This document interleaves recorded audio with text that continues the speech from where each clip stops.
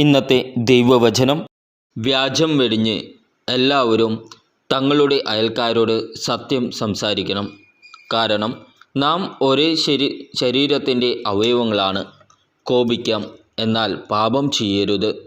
നിങ്ങളുടെ കോപം സൂര്യൻ അസ്തമിക്കുന്നതുവരെ നീണ്ടു പോകാതിരിക്കട്ടെ. സാത്താന് നിങ്ങൾ അവസരം കൊടുക്കരുത്. മോഷ്ടാവ് ഇനിമേൽ മോഷ്ടിക്കരുത്.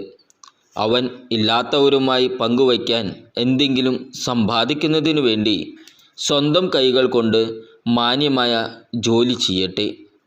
നിങ്ങളുടെ അധരങ്ങളിൽ നിന്ന് തിന്മയുടെ വാക്കുകൾ പുറപ്പെടാതിരിക്കട്ടെ. കേൾവിക്കാർക്ക് ആത്മീയ ചൈതന്യം പ്രദാനം ചെയ്യുന്നതിനായി അവരുടെ ഉന്നതിക്കുതകും വിധം എല്ലാ നല്ല കാര്യങ്ങൾ സന്ദർഭമനുസരിച്ച് സംസാരിക്കുവിൻ. രക്ഷയുടെ ദിനത്തിനു വേണ്ടി നിങ്ങളെ